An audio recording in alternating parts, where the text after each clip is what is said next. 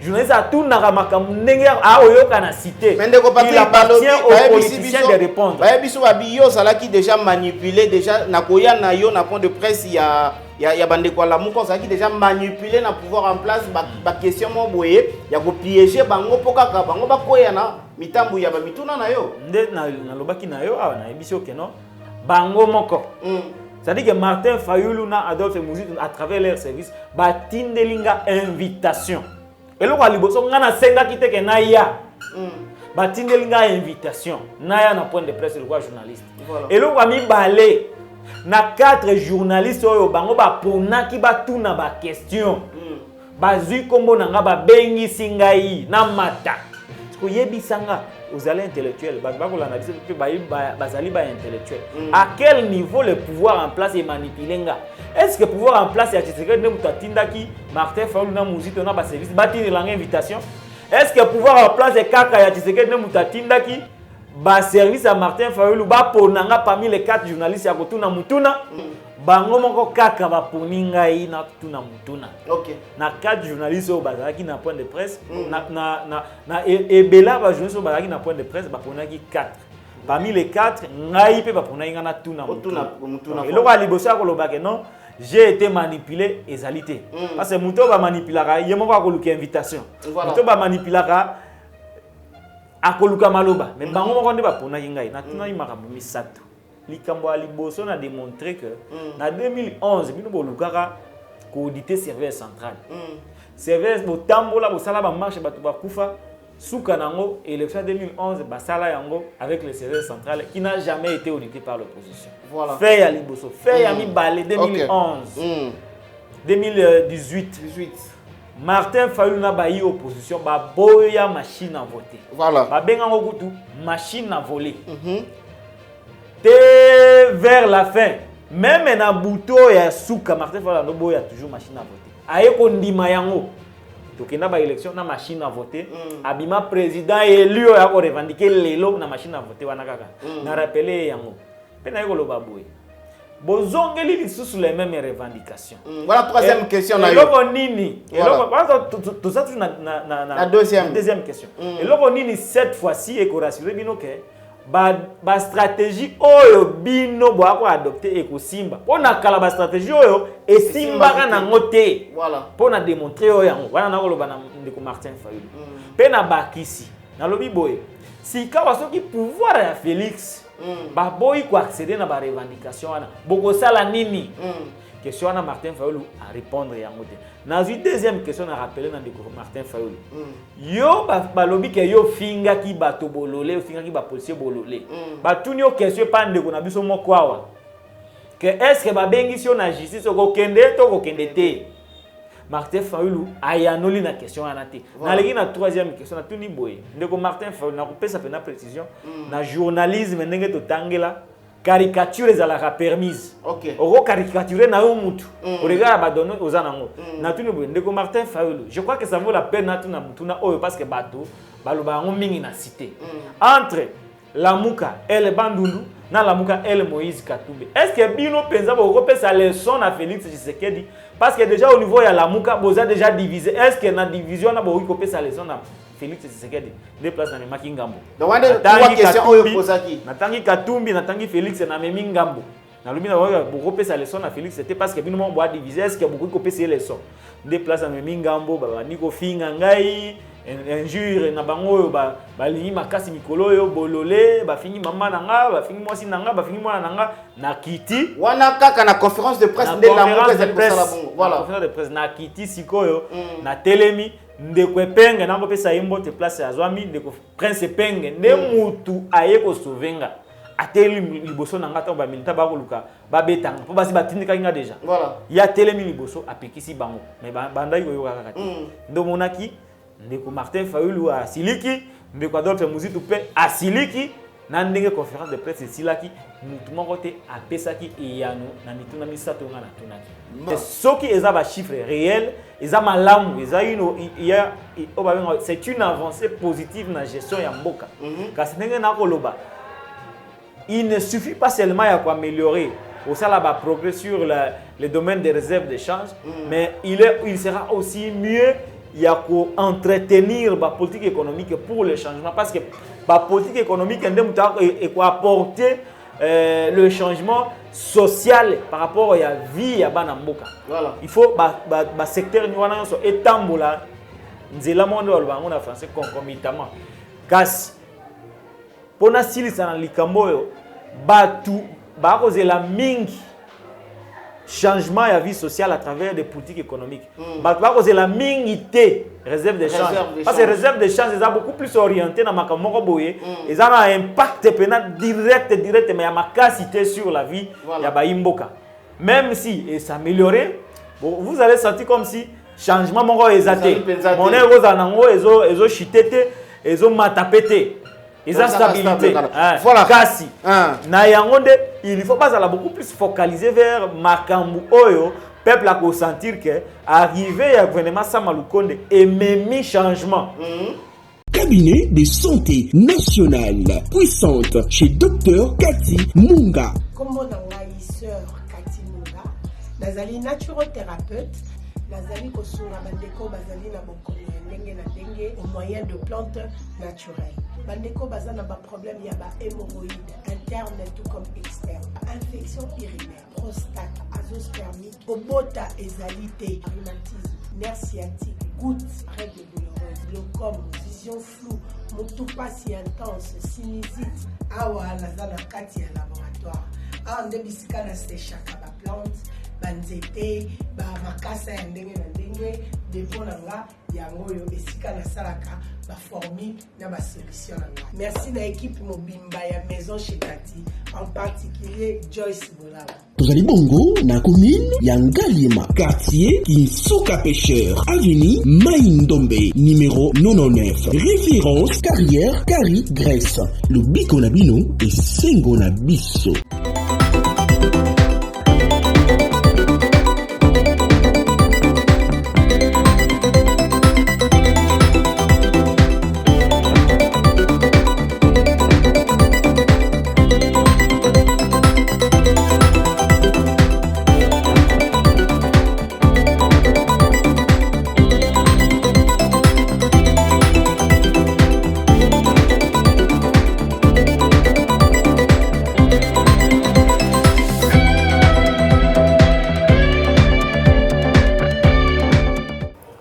Voilà, merci Mingi Bossa, vraiment ébélé partout à travers le monde, Bossolanda. Grande causerie, votre mission, il y a Nouvelle Tendance Télévision, et Zali Bongo, émission Bozouaka, actualité, information, parce que Moussala Nabiso et Zali Bongo, il y a quoi informer Bino, il y a quoi former Bino, en même temps, il y a quoi divertir Bino. Merci Mingi Naba abonné Nabiso, Nyoso Bozolanda Nabiso, également merci Naba O Bolanda Nabiso, Mingi Mingi maintenant, beaucoup mis abonnés, alors avec beaucoup de respect, Nazali Kosenga Nabino, pour s'abonner massivement à la Nouvelle Tendance Télévision. Et comme je vous avais promis que cette fois-ci, nous allons commencer à faire les choses Ndenge to solo la toujours Nabino était ndeko dona konde omoningo nga to komi ko kende congolais azali sous na posa ya distraction était il faut ko yambelaka biso kaka bato basala ka ba buzz, c'est parce que mutu wana akendaki ko bunana moto mususu tellement mikolo bat baolo bela mingi na ndenge ya bitumba yo yamba na plateau na yo. Cette fois-ci plateau na yo il faut okoma ko tala batu nini yo koki ko yamba batu ya lolenge nini yo koki ko yamba et yango ne maintenant na komi kosala yango vraiment ensemble na bino. Et lelo par rapport ya mboka na biso Congo nezali kotambola eza bongo très important na bande ko ya diaspora ya koyeba ndenge nini Congo ezali kotambola. Et avant même que je vous informe de qui avec lui toko beta lisolo na plateau ya biso na mukolo na lelo toko mekape na ko sala moi lecture mukie par rapport ya ba makambo ya ba grande ligne au toko lobela ensemble na invité na biso mukolo na lelo avant na présenté binoye na kosenga pe na réalisateur Jordan Panzou a mekampé ko illustrer ba photo et ko sala vraiment malama kasto bandi directement pour na kobeta lisolo ya réserve ya échange au cours du conseil de ministres tenu en vision conférence vendredi 17 septembre et présidé par le président de la République Félix Antoine Tshisekedi. Le pays atteint une réserve de plus de 3 mois d'importance, 3,3 milliards de dollars, annonce la gouverneure de la Banque centrale du Congo, BCDC en sigle, Madame Malangu plutôt, Madame Malangu Kabedi Mboui. Donc, Wanezali Bongo, Makambu o etali réserve d'échange Mbongo Oyo Nangonga Oyo Congo, Akoki Congo, Abombi, pour na Kosala Makambu Yamboka Congo. Et après, na yango tokel sous pour la lecture, il y a ma grande ligne. Après la marche du 15 septembre, réprimée par la police, la coalition Lamuka a de nouveau saisi le gouverneur de la ville, Jantiningobila, pour sa nouvelle marche prévue ce 29 septembre. Donc après marche, Oyoba Ezalaki organisé le 15. Oyo to mona ki makambe belé comment ki voir même na makambo ya ba un jour na kati ba koka ki penzate ko marché ndenge esengela ki ko marché Lamuka baye lisusu pona ko saisir gouverneur de la ville balobi était comme wana simba ki te plutôt ko ya lisusu le 29 alors to éviter le lenge ni yo ko kende to sali ko kende toujours ka pona ba lecture ba grande ligne. Prorogation pour la 8e fois les temps de siège Rose Mutombo la ministre de la justice. Donc encore pour la 8e fois balobi lisusu ete kimia na ne kotika kate na est ya mboka Congo pe makambu na ne longo banité le lenge ba congolais ba congomani baza na posa ezala lisusu pour la 8e fois les temps de siège na est ya République démocratique du Congo et pour bientôt encore ntomoni balobi na biso que non bandeko ya MONUSCO déjà bakoloba maswati balisolo ezali ko solo la ma déjà entre bangona gouvernement ya Congo pour que non bango ba kende parce que fallait qu'il déjà ba kende alors bazay ko bongisa déjà pour na ko kende alors rentrée parlementaire Christophe Mbosso la loi Tiani appelé congolité n'est pas une priorité. Voilà, merci beaucoup na Gédéon Loa Wazali na sima caméra pe merci na Gerdan Panzu Wazali ko réaliser émission na mukolo na lelo invité na biso azali moko ya ba confrère na biso journaliste ya zali vice-président ya UNPC ya ville province de Kinshasa abengami na kombo ya Patrick Lokala nde azali invité na biso mukolo lelo na yende tozali penza ko manyola makambo yango malamu lolenge ni mboko ezali ko tambola entre les journalistes to mekampe Kopé sa lumière na makambu oyo bino ba diaspora bino ba imboka mokili mobimba pe na kata Kinshasa bosana yango posa. Président, bonjour. Bonjour ndeko na tondio ndengo ya mbinga na kata émission bala liboso. Kasi na kopesa bandeko nyonso o bakolanda biso na nzela ya internet. Voilà, la nouvelle tendance. Exactement, nouvelle tendance télévision. Ça va qui toque. Voilà, merci. Pour préciser une chose, c'est que on a intervenir tel le rôle vice-président à UNPC. Voilà. Car si on a intervenir le rôle compatriote congolais, Oyo, a repris sa makanisi, a repris la makanisi na ba imboka par rapport à ndenge mboka ezali kambima et pas ya bato ya UDPS. Voilà, merci beaucoup. Ndeko Patrick Yamboto kota vraiment na kati ya masolo na biso. Musala na biso qui journaliste et comme na moi makambo ebele moi bakoko so ebele na mikolo uti koleka na semaine passée to moni bakanga ki moko ya ba concert na biso na kombo ya Tatiana wazala ki bongo kokangama na bandeko ya ANR et to moni lolenge dini lingomba o ekambaka biso ba journaliste UNPC kosala koloba likambo ete ke non ye wana ye to yebi ete azali kaka moko ya ba internet ya ba youtubeur oyo ba panzaka basango na lolenge wana déjà le fait ya biso ba journaliste na place UNPC est protégé biso comme déjà ko wanga na biso na tango ya likambo déjà ozali ko mona makambo ezali ko kene ndenge nini. Merci mingi pour la question oyo ndenge otuninga yango. Na ko profiter penza na micro na yo pour tenir limbolela bande ko bayoka makambo ngo ndenge zalaki. Voilà. Na ndenge pe makambo ya kotambola par rapport ya ndeko na biso Tatiana pour to kolbezo makambo ya bande ko bakangaki na marche okay. Ya ligodi na ndeko na biso mususu babengaka ye chinois. Voilà. Azali congolais, azali mutu mwindo kasi comme na ye chinois. Surnom na ye chinois. Yepe bakangaki na makambo ba marche. Eloko liboso balobaka na biso te ba immuniser ANR. C'est-à-dire que ba cachot privé et vous associez na ANR te pe journaliste ba ko kangaka na ANR te. Voilà. Zaka promesse ba pesaka biso et pas un régime en place. Mais tu es surtout ka penza to moni ba journaliste belé ba leki na nzela wana. Israël Mutombo aleka na nzela wana. Louis France Kuzikisa aleka na nzela wana. Tatiana pe bakangie à peu près 11 jours. Voilà. Na ba loko ya ANR alors que elle a son juge naturel.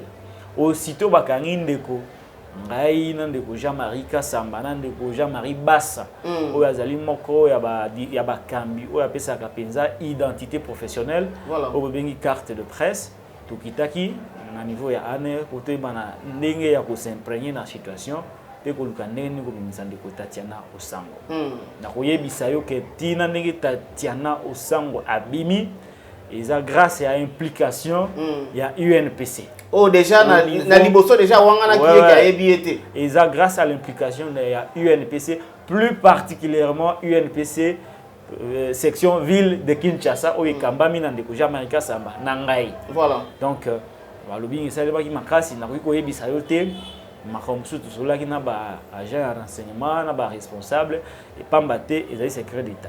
Alors tango yeko koma ke babimisa ndeko Tatiana babengisi UNPC au niveau national oyo kambami na ndeko Gabi Kuba na bandeko mosusu. OK. Bon, ngai fallait pena kende me yako koma kana zo benga bango bazo yambanga te. Zo benga zo kande baki deja na kati ya baloko ya ANR. Ne bakoti kuna. ANR asala kandenge ni. Soki bakangi yo avant ba libérer yo. Soko za journaliste te ba benga bato famille na yo. Ba benga bato lingoma no ya politique. Nde bazuyo bazongisio na maboko ya ba responsable ya famille na yo ou soit ba responsable ya lingomba na yo ya politique. Ezala ndenge moko pe na situation ba journaliste soki bakangi yo bakangi ngai avant ba libérer yo journaliste ba kobengisa ba responsable nde ba pesio na maboko ba responsable na yo ya UNPC. OK.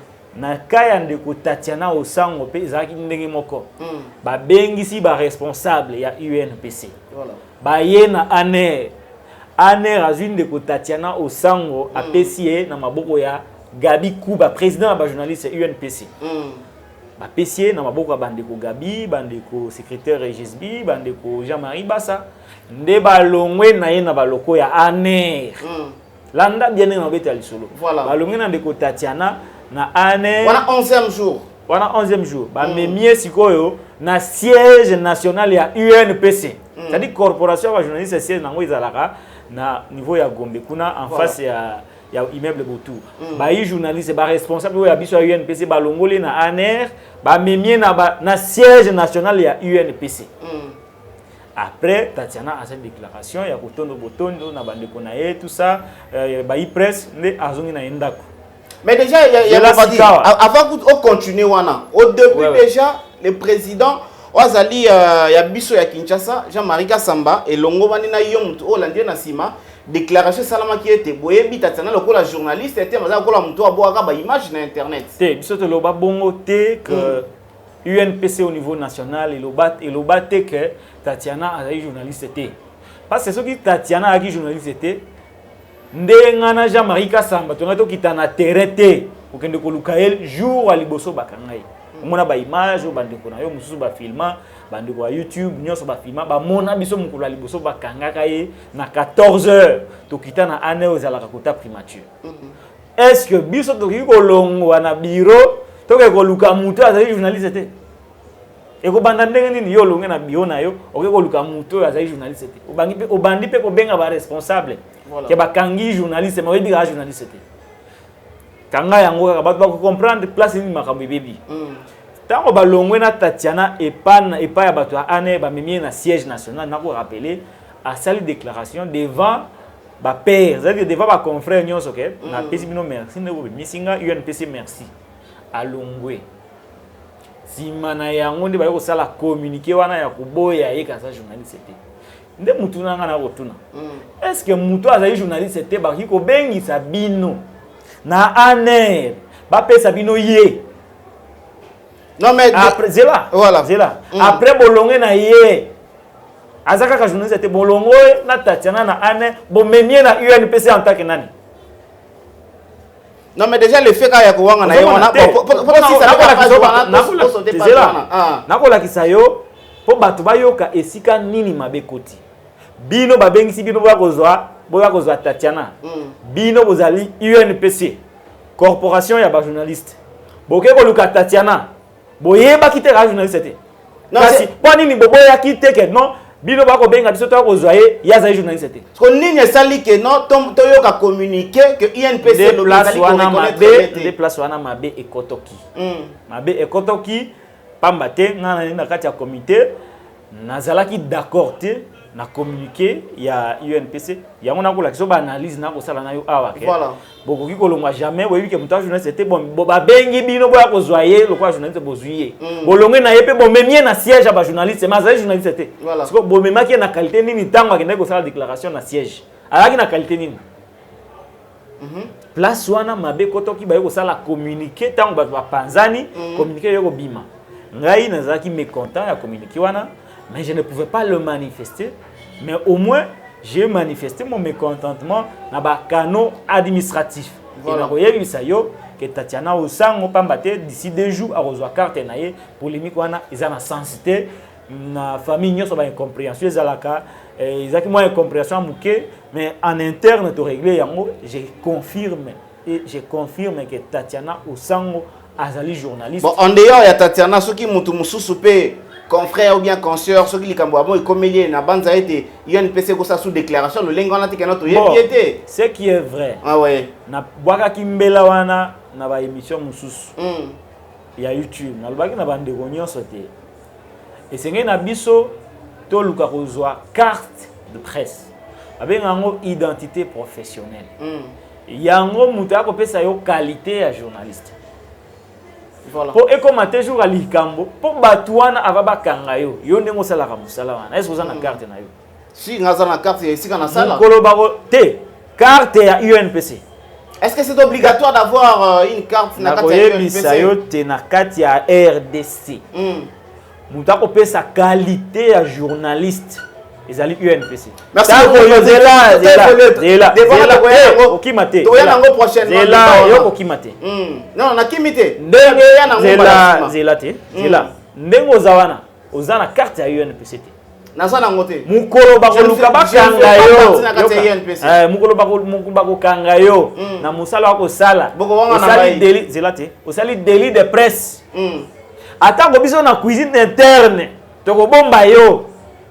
Mais loko bako tuna li aliboso est-ce que vous allez journaliste soko lobi oui est-ce que ozana carte ya UNPC soko lobi non bakangi on a défaut de qualité voilà merci beaucoup natango wana zela natango wana atako biso to bombi yo mais loko aliboso bako condamner yo na défaut de qualité na yango ne na profiter na micro na yo na bwaka mbela epa ya batu nyonso o bazali ba journaliste basala ka musala oza déjà journaliste mais tozana kosenga na yo pozala na protection ya corporation kende na siège ya UNPC luka carte na yo luka identité professionnelle na yo parce que na Congo l'état na biso apesa ndingisa na UNPC oyo azali le seul organe a kopesa qualité ya journaliste na kati ya mboka. Merci beaucoup. Voilà. Le vice-président, il y a UNPC, monsieur Patrick Local Azali, invité na biso, ningi na nosaki bino début na émission. Alors na utiko sala lecture, il y a une grande ligne au Toza Kobetalisom Konalelo. Déjà, gouvernement actuel, tout le monde vendredi passé, a publié réserve, il y a échange, et ça libongo 3,3 milliards de dollars. Déjà, quand il y a le lenge wana, na soto bito songa susu mwasi mana gouvernement il est kaki. Et ben là, vous avez réserve, vous avez 600, 800, donc réserve il y a 2 semaines, 3 semaines. Mais en bas l'État sali est fort, il y a que ça la moi que bombe maman il y a que prévoir au moins 3 mois il y a provision. Est-ce que déjà au côté ça ba analyse ni concernant on a ngai sangwana ezanango sangwa mabete. Parce que tant on va annoncer que les réserves d'échange est maintenant à niveau il y a 3 milliards à 300 millions de dollars américains. Ils en ont mabete. Ils ont malamu pour mboka na biso. Sangwana bato ya banque centrale ba pesa qui après conseil des ministres a eu ko pesa yango. Ils ont domaine moko très technique et que to biso soki to ngito pesa ba point de vue na biso faisait ba point de vue réservé parce que tu as expert dans le domaine. Voilà. Mais ndenge na yebi c'est bien bon ndenge mati. Mais maintenant il faut ezala en effet par rapport à la stabilité il y a monnaie na biso. Monnaie na biso eza penza na valeur vis-à-vis à des devises étrangères, principalement dollars. Voilà. Et donc ce qui ba lobby te réserve d'échange et mati, il faut ezala na conséquence sur la stabilité de la monnaie. C'est que ce qui est stabilité lié au bagage. Toi on a 20 000 bouées. Il faut que yango ou soit et franc congolais et s'apprécier face au dollar. C'est-à-dire que franc congolais a du moins valeur que les dollars. Tobé yango ba conséquence positive et augmentation, il y a réserve d'échange au niveau du trésor public ou de la banque centrale. Mais ce qui est salémité, ce qui peut mission mususo réserve d'échange à la nango et qui s'amité. À ce moment-là, les gens risquent de croire que ils ont chiffres artificiels. Pour et l'opinion artificielle, ils ont un impact parce que exécution dans la réalité dans la effectivité. Alors ce qui est artificialité, est-ce que réellement petit peuple maman ou à côté kanguba nande qu'on a besoin d'aller côté kamaya 100 francs 50 francs bango pe bakomona impact na yango ya réserve wana? Non, impact wana ba oui komona yango soki nde na koloba na yo monnaie est stabilisée. C'est-à-dire que muta ko sala commerce eza malamu te pona ye soit monnaie mati makasi eza mabe, ça va avoir des répercussions sur la population, soit équité brutalement et vous en répercussion pe na ba capitaux ya batu. Donc il faut que l'État gère yango malamu kasi pour mutu congolais ayoka impact. Il y a changement de la vie sociale. Il faut que la politique économique est basée sur les changements durables. Voilà. Le cadre macroéconomique, la production, il faut tous la capacité à vous en industrie, la production, il faut la capacité à vous la bilanga pour que tous la derrière alimentaire, toi aussi la bilanga na biso. Tant que toi aussi la bilanga na biso, prier vous la makasité. Parce que pambate ba prier mataka mingi na ba derrière alimentaire parce que ezana ba futaka douane douane est très élevé na ba impôt mususu et ça la que tant mtoye ko teka akomatisa prix pour à travailler na perte té. Car si soki to sali bilanga na biso moko par exemple ndenge to na bukanga lonzo to na service national to sali yango e que ba récolte bimi ba récolte wana et kozala na prix moko te ba denrée alimentaire wana kozala na prix moko et kozala prix moko te na ba prix ya libanda, ce qui fait que ata ozana mwa mbongo muke kozala impossible ozana capable pouvoir d'achat ne balobana na terme économique ya kosomba biloko ya kolia soki biloko ya kolia ezosomba maipa mutu nyonso azana makoki ya kosomba yango au moins la vie sociale ya peuple et ko s'améliorer misère par rapport à nzala eko kita.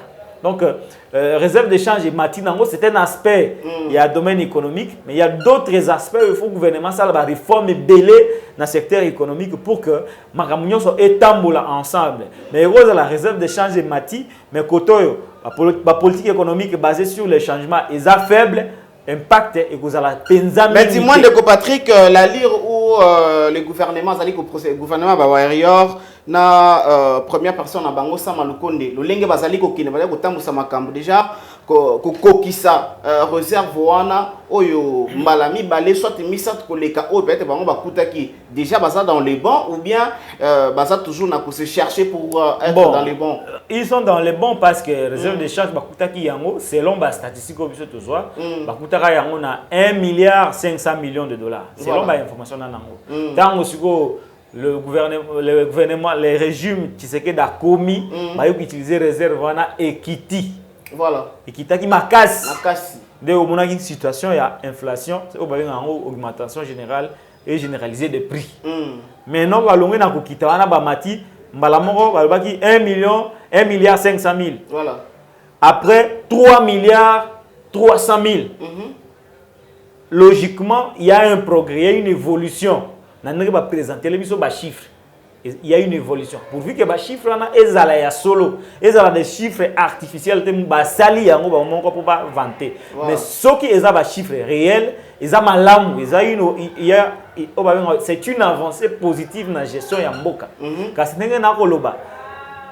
Il ne suffit pas seulement d'améliorer au progrès sur le domaine des réserves de change, mais il sera aussi mieux entretenir la politique économique pour le changement. Parce que la politique économique est apporter le changement social par rapport à la vie à Banamboka. Voilà. Il faut que le secteur soit étamboula, nous avons en français concomitamment.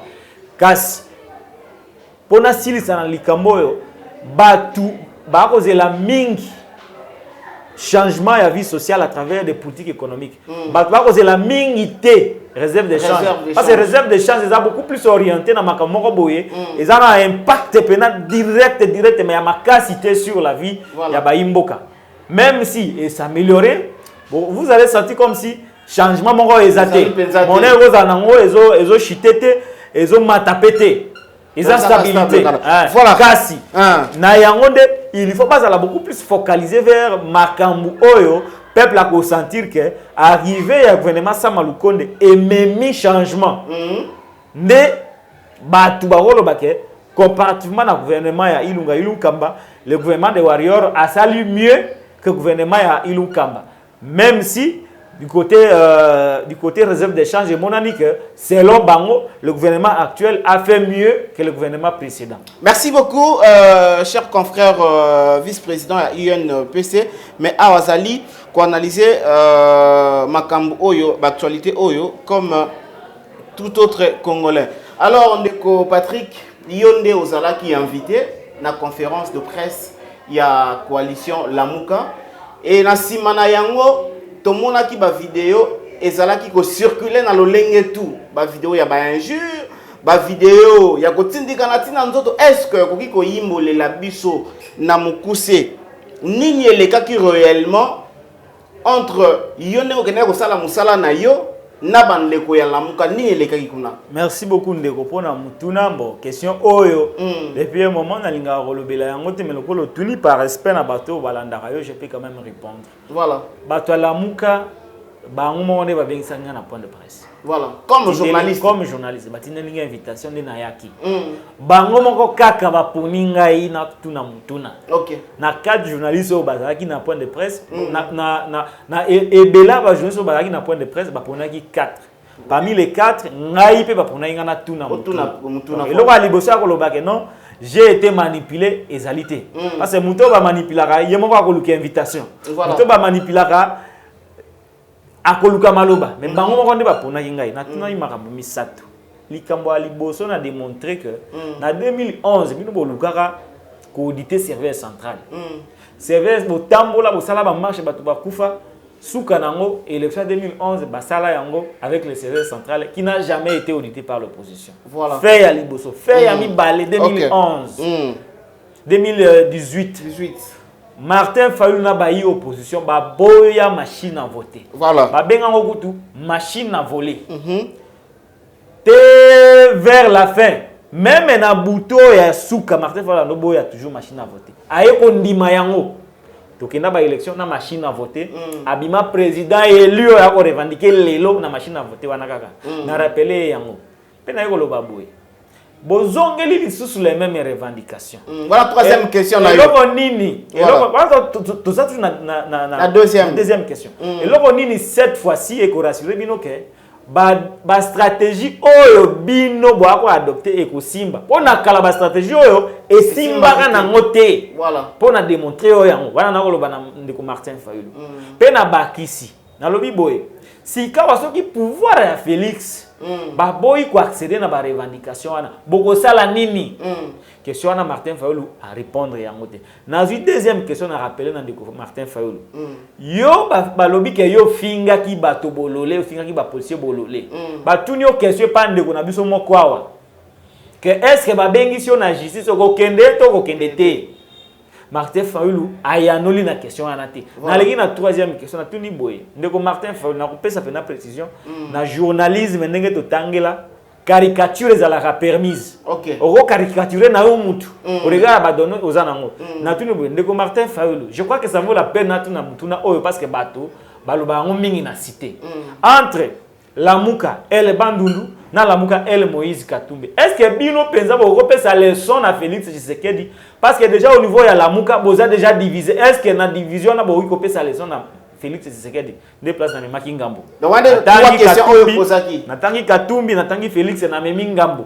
Na lobi na bo repesa leçon na Félix c'était parce que bino mo boa divisé. Est-ce que bo repesa leçon de place na Memi Ngambo ba niko finga ngai injure na bango ba lingi makasi mikolo yo bolole ba fingi mama nanga ba fingi mwasi nanga ba fingi mwana nanga na kiti wana kaka na conférence de presse de la presse la bongo voilà conférence de presse na kiti sikoyo na telemi ndeko epenge nango pesa yembo te place ya zwami ndeko prince epenge nde mutu aye ko sovenga ateli liboso nanga ta ba milita ba koluka ba betanga po basi batindika nga déjà voilà ya telemi liboso apekisi bango mais banda yo kaka kati ndo monaki ndeko Martin Fayulu a siliki ndeko Adolphe Muzitu pe a siliki na ndenge conférence de presse silaki mutu moko te apesaki eyano na mituna misato nga na tunaki voilà na yangonde na suka nango ndeko prince penga ya sunginga na kimi na bimi nde na kimaki heureusement que babuskilangi kaka na beta inga te. Alors selon yo nini oyo na ba question misato oyo posaki wana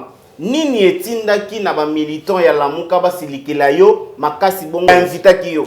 Il y a deux choses. Tant on a sali na zui caricature. Il y a tandem Martin Fayulu na Adolphe Muzitu. Bazalaki ebele tant ba banda na Genève. Voilà. Bazalaki ebele. Ba yeko tika kaka bango mi balé kaka tandem Martin Fayulu na Adolphe Muzitu. Il s'avère que bango mi balé bakomi baza batu ya espace géographique moko. Voilà. Batu baloba yango na cité.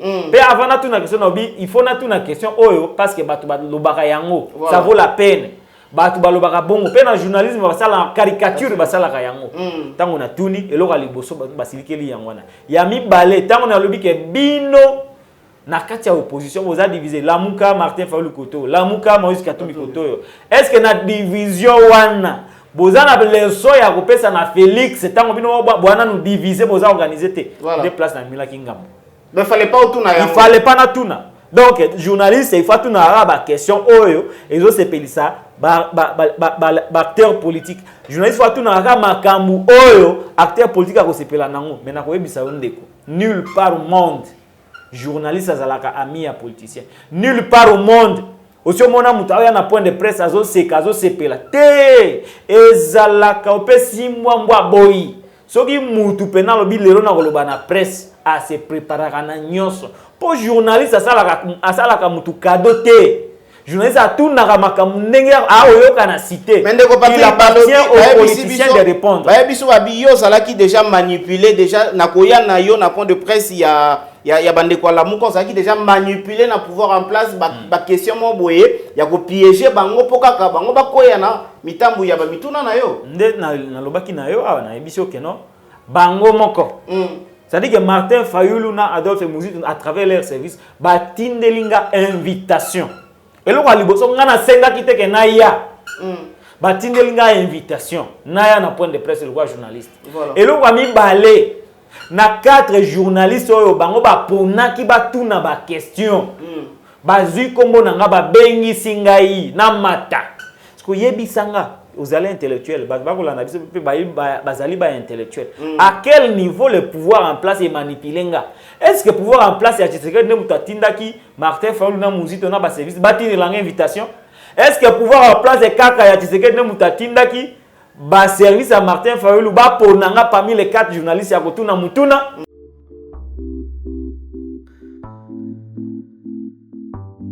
Shalom bien-aimés dans le Seigneur, que l'Éternel Jésus-Christ de Nazareth vous bénisse abondamment. Je suis votre frère, le prophète Henri Miracle Power que vous connaissez et je viens vers vous pour une action que nous sommes en train de faire nous tous, qui nous concerne nous tous, en tout cas qu'on intitule Tangisa Mwanamoko. La Bible dit dans le livre de Ésaïe, chapitre 58, celui qui donne du pain à celui qui en manque, celui qui donne à se vêtir à celui qui en manque, donc je parle des habits, et c'est lui qui soutient ce genre de personnes, des orphelins, la guérison germera promptement dans sa vie et la gloire de l'Éternel marchera avec sa vie.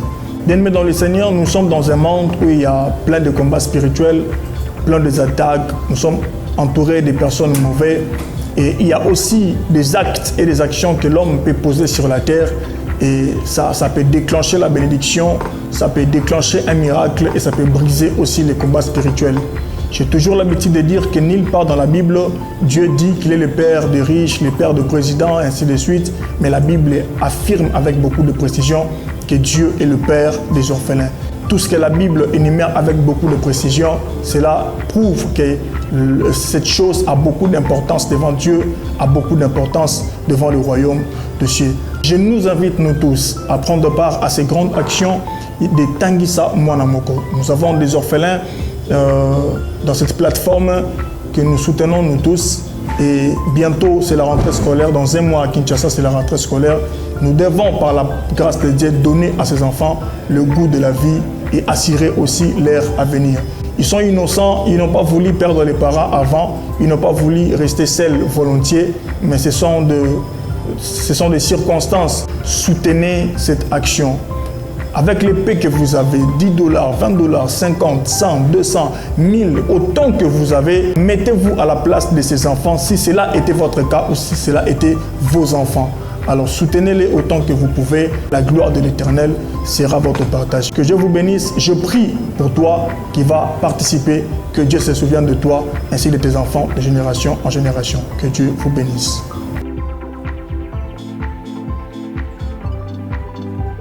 Shalom Bananzambe, shalom enfant de Dieu, opération Tanguissa Mwana Moko. Aujourd'hui c'est déjà septembre, nous sommes le 1er septembre. Tout parent responsable se tape déjà la tête. Ndenge otinda bana na na kelasi. Yeba ke yo za parents za vivant, ozo kanisa bana na yo, mais apena bana misusu baza na posa okende kelasi mais ba parents baza lisusu te. Tanguissa orphelin moko nzambe akozangisa te ko pambola yo. On le fait ensemble en association avec la fondation Alandele au cœur de la nation. Donc to simbana to sungana zwata 2 ou 3 enfants oyo botité salango na kombo Yesu Masia au nom de Jésus-Christ de Nazareth.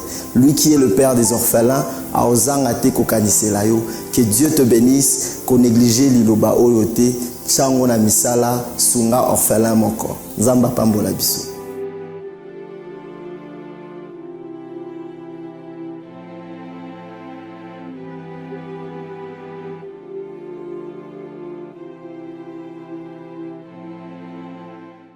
Journaliste a tout na makamnenge a oyoka na cité. Mais ndeko il appartient aux politiciens de répondre. Ba biso ba biyo sala qui déjà manipulé déjà na koya na yo na point de presse il y a bandeko la muko ça qui déjà manipulé na pouvoir en place ba question mo boye ya ko piéger bango pokaka bango ba koya na mitambu ya ba mituna na yo. Nde na lobaki na yo na emission ke non bango moko. C'est-à-dire que Martin Fayulu na Adolphe Muzitu à travers leur service ba tindelinga invitation. Et là, on a senga kite ke naya. Batindelinga invitation. Naya na point de presse le roi journaliste. Et là, on a mis balé. Na 4 journalistes oyo bango ba pona ki ba tuna ba question. Bazui kombo nanga ba bengi singai na mata. Parce que yebisanga aux allées intellectuels, bazali ba intellectuel. À quel niveau le pouvoir en place est manipulé? Est-ce que le pouvoir en place est qui Martin Fayulu na Muzito na ba service batini langa invitation? Est-ce que le pouvoir en place est kaka ya Tshisekedi na mutatinda qui ba service à Martin Fayulu ba ponanga parmi les 4 journalistes ya kotuna mutuna? Ce sont des questions fondamentales ou intellectuelles nous sommes comme mituna. Voilà, on a surpris tant on va pesinga maloba. Tant on va pesinga maloba, na ki déjà ba question nanga na zaki nango nde na tuni.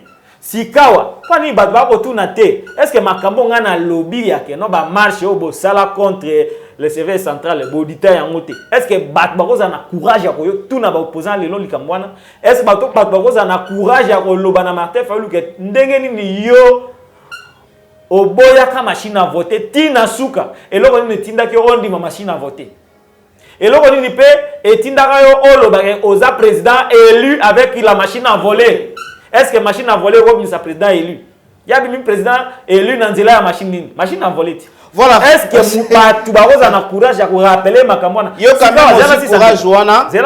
Si kawa tanga na rappeler Makambouana. Et là on y a mabe on na sali. Lukutani no ngana buki na ko rappeler Makambouana. Peta on a tuni que yo boy ko répondre na question ya ndeko. Yo finga ki batu. Bololé. Si kawa soki ba bengi soit par justice, o kende to ko kende te. Et en OP était tina. Et en était. Voilà, tout ça toujours qu'on a idée à marche ou en déco Patrick comme le 15 marche il y a opposition et Simba quitté. Va revenir les choses pour qu'on marche le 29. Quel est l'avenir de cette marche du 29? Bon, je crois que l'analyse politique on a beaucoup ça là. Marche il y a les 15. Attends, ba pekisaki yango te. Attends, ba pekisaki yango. Voilà. Parce que l'État pekisaki. Moi, j'ai condamné le fait que mon côté a pekisa, mon doit marcher. Voilà. Doit y avoir marché et ça garantit. Mon doit marcher quand il y va, comment il y va, mais seulement il y a respecter mbé kwa mboka. Donc, au pekisa marche et ça qui m'a bé. Même si du côté de Martin Fayulu, mobilisation peut et ça qui m'a cassité. OK.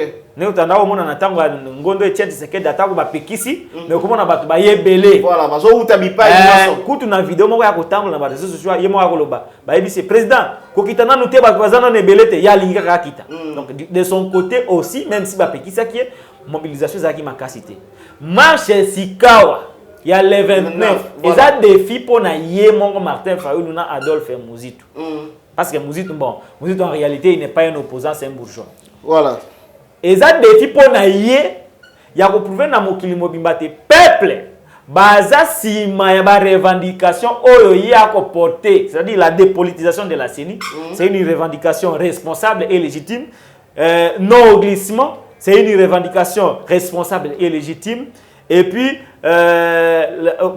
revendication c'est ça, le consensus autour de la réforme électorale. Et ça peut revendication fondée, légitime et responsable. Voilà. C'est maintenant l'occasion pour lui le 29, il a démontré non seulement na bateau bakotaka et doute, pe na bateau il y a pouvoir, mais aussi à l'endroit de la communauté internationale que population baza sima ya revendication naie oyo ezali fondé d'après moi. Voilà. C'est ça l'objectivité. Même si bafinga kingai, même si batindika kingai, même si on m'a humilié, mais cela ne me pousse pas à kolobake. Les revendications de Martin Fayulu eza mabe, revendication naie eza bien, eza malamu pour que makambo o elekaki nakala to vivre yango lisusu te. Mais seulement il faut le démontrer à travers cette marche. Ce qui la population a ébélé, non, oui, la population a adhéré à la démarche à Martin Fayulu. Et puis, tant au pouvoir à comment la population a adhéré à la démarche à Martin Fayulu, pouvoir à réfléchir, Pekoluka, ko solo la autour et l'on va bien qui consensus autour des réformes électorales. Car si ce qui mobilisation est bimil sous faible. Voilà, merci beaucoup Neko Patrick, tu as commis vraiment la souka émission la biso, nous avons déjà réalisation ça ça l'a signé tu as épuisé vraiment toutes nos minutes. Alors juste une dernière question au répondre Yango rapidement par rapport à la prorogation il y a 8e fois le temps de siège tout le monde Congolais salika satisfait tout le monde kuna na Ituri kuna na babitumbe salika aussi la karaté to comprendre que non lelo banguna bakomi ko bata mapeka na sima population na banguna bazoye ba ko différencier bangote 8e fois ya prorogation oyo koki ko sala analyse nini rapidement de ngana zaki pami bato bandai ko luka solution na makambo est atako nous allons être d'accord dans la mesure il y a état de siège, mais j'étais obligé de soutenir cette mesure parce que j'avais émis des raisons qui étaient valables et que non, on avait d'autres possibilités à Kossil Sabitumba et à Est plutôt que de procéder par l'état de siège. Voilà. Mais le rôle c'est seulement qui j'étais obligé à la Sima et à Bafar DC. Mais si Kawa, ce qui tu évalué de la première proclamation à la 8e prorogation. Tout le monde a un fiasco.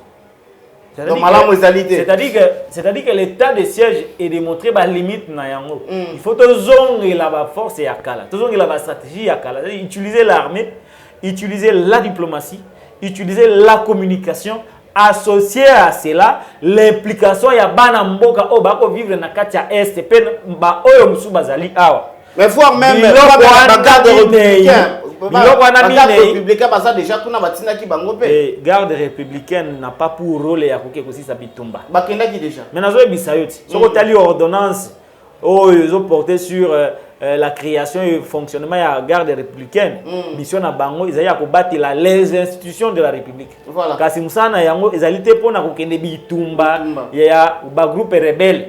Yango na mission qu'il y a 4 points. Voilà, diplomatie, armée, communication, ko impliquer baimboka ya kuna na ya awa par rapport à comment finir cette guerre. Parce qu'aucune guerre n'a été gagnée sur qui la population a participé. Voilà. Il faut que zonge la base.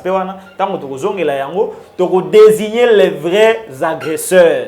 Les vrais agresseurs nabiso, selon le rapport, ils ont Rwanda, ils ont Burundi, ils ont Ouganda. OK. Balika kanandela na izila ya batwana pour nous agresser. Mais maintenant, bato yo na kala bazala ba agresseur. Biso to signé contrat na Rwanda. Voilà. Que bako extrait ba minerai na biso kuna bako sala ba bengango ko raffiner ba minerai ya Congo ba banda ko raffiner ngo na Rwanda. Mais par le passé Rwanda zaki agresseur na ba rapport nyoso. To ndimi pe lisu to ke ko sala contrat na Uganda. Asa la biso banzela mais to pesa moi ba o ba la ko raffiner ba minerai. Donc les pays agresseurs sont des pays où maintenant nos minéraux sont raffinés. Alors que baza ba pays agressés. Donc, tu utilises Bachimana parce qu'on ne peut pas aller dans la négociation dès lors que nous sommes faibles. Tant qu'on négocie dans Rwanda, dans Ouganda, dans la faiblesse, il y a un moment où tu pèses ba minéraux. Entre-temps, la guerre continue. Donc, il faut que zonge la Bachima ou yakala, to s'affirmer comme État, to redéfinir le leadership nabiso, yangom te kosunga biso pour que to kende jusqu'au bout de cette guerre. Voilà, merci beaucoup. Wanane to moni salaki kutu débat makasi ne ba lobaki le président de la République lobaki que non, banya morenge baza bande ko na biso to mona ki batu ba lobaki yango. Hier, est-ce que on va évaluer état de siège? Hier ba Rwandais bazaki ba agresseur ya ba Congolais, lelo e komi que non ba minere na biso ezala kuna. Donc to komi vraiment na suka émission ambition de Patrick juste 30 secondes. Un dernier mot par rapport à tout ce qu'on vient de dire ici. Un dernier mot, je suis contre insulte. Mon bololé, marionnette, patin, naza contre na yango. Par contre, le combat autre sala pour que Imbo kaba accéder à une vie meilleure, pour continuer yango. Voilà. Ba revendication oyo Martin Fayulu a porté. Ezali kaka pona bien na yete. Eza pepo na bien na biso nyonso. C'est ni de politiser consensus non au glissement ba makamona nyonso eza pona intérêt ya ba imboka. Yangonde ngai je reste toujours sur na combat wana ya kolukate to accéder na vie ya meilleure to ça la ba élection malamu na ndenge peuple a kozela. Mais tu continuer toujours à décourager les anti-valeurs. Ils ont le pouvoir, ils ont l'opposition, ils ont la WAP, ils ont l'église. Tu décourager toujours les anti-valeurs parce que tu as un modèle et singulité. Tu utilises un moment roboé et quand tu as la bande, tu as un mémoire. Moi, je suis la TV, je concept bimi. Tu as une signification à comprendre exactement. Merci beaucoup. Na ba union so bolandi biso na kati ya nouvelle tendance télévision émission na bino grande causerie to komi bongo na suka maso na biso lelo to yamba ki bongo mwana moko ya Congo abengam na kombo ya Patrick Lokala zaki invité na biso na yende to manyoli ba information soit d'actualité ya République démocratique du Congo mobimba. Merci na Gédéon Loa zaki na sima caméra pour être bilili nde wo moni biso et les kamala on peut merci na Jordan Panzu o a réalisé émission oyo. Alors bon continue toujours na komesa na ba émission na bino na ba débat na bino kati ya grande causerie ezali moko ya ba émission na bino o ezali ko informer bino en temps réel. Nouvelle tendance télévision, c'est une chaîne qui c'est une chaîne commerciale, c'est-à-dire nous sommes église au milieu du village, nous recevons toute personne au azana message naie ya ko pesa tozali bongo porte ezali bongo ya kofungama tozali ni pour la opposition ni contre pouvoir en place toza bongo pour na kosala musala ya ko informer ba congomani o bazobi mokili mobima na Kinshasa pe na mikili nyonso. Alors quant à moi Dona Konde, je vous dis continuez toujours à vous abonner massivement et très surtout n'oubliez pas de partager nos émissions. Au revoir, à la prochaine.